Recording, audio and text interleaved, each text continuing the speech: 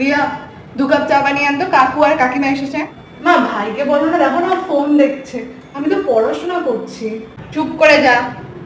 মা শোনো না, বলছি আমার না পরের মাসে পরীক্ষা আছে, তো আমাকে এই মাসে দুটো রেফারেন্স বই কিনতে হবে। শোনা মা, আমার ভাই একটা গাড়ির জন্য অনেক দিন ধরে জেদ করছে, তুই বরং রেফারেন্স বইটা পরের মাসে নিয়ে নিস না।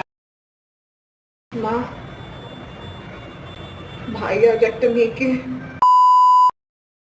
মলেস্ট করেছে, তাও কথা নয় যে তোর ভাইয়ের নামে আজে বাজে কথা বলছিস আমাকে।